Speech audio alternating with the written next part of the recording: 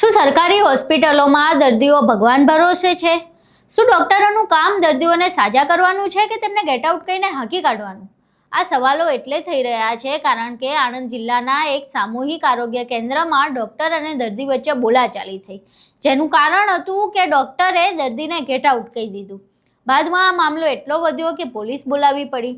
જોકે આ મામલો શું હતો, શા માટે ડોક્ટરે ગેટ આઉટ કહ્યું અને બાદમાં દર્દી આટલા રોષે કેમ ભરાયા અને હોબાળો કેમ થયો, તમામ વિશે વિગતે ચર્ચા કરીશું. નમસ્કાર, તમે જોઈ રહ્યા છો ચક્રવાત ન્યૂઝ. હું આપની સાથે હેમંત.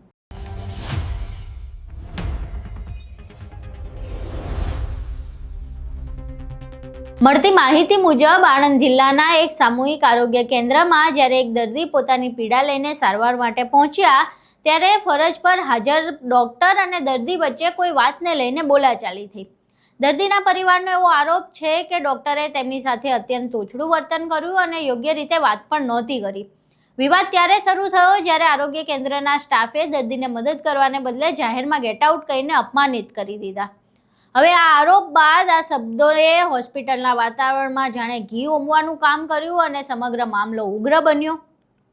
પરિસ્થિતિ કાબુ બહાર જતી જોઈને ખુદ ડોક્ટરે પોલીસની મદદ માંગી. 112 ઉપર કોલ કરવામાં આવતા પોલીસનો કાફલો તાત્કાલિક ઘટના સ્થળે દોડી આવ્યો.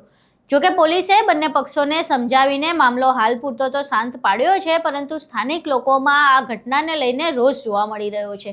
અહીં પહેલા એ હોબાળાના દ્રશ્યો જોઈએ જેમાં દર્દી અને ડોક્ટર વચ્ચે બોલાચાલી થઈ રહી છે અને પોલીસ આ સમગ્ર મામલાને શાંત પાડવાનો પ્રયાસ કરી રહી છે. તમે જવાબદારી લો છો હવે કે ના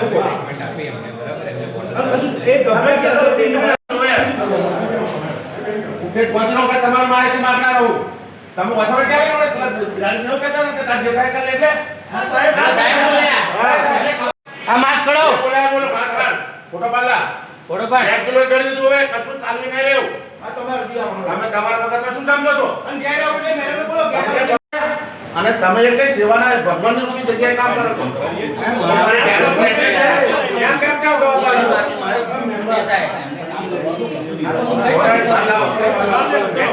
હવે તમે અહીં સમગ્ર દ્રશ્યો જોયા. હાલ આ મામલો થાળે પડી ગયો છે, પરંતુ તમારું શું માનવું છે?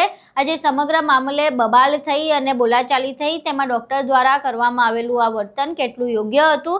દર્દી દ્વારા જે પ્રતિક્રિયા આપવામાં આવી તે કેટલી યોગ્ય હતી? તમારા મંતવ્યો અમને કોમેન્ટ બોક્સમાં જરૂર જણાવજો. જો વિડીયો પસંદ આવ્યો હોય તો વિડીયોને લાઇક કરજો, શેર કરજો અને અમારી ચેનલને સબસ્ક્રાઇબ કરવાનું ભૂલશો નહીં. નમસ્કાર.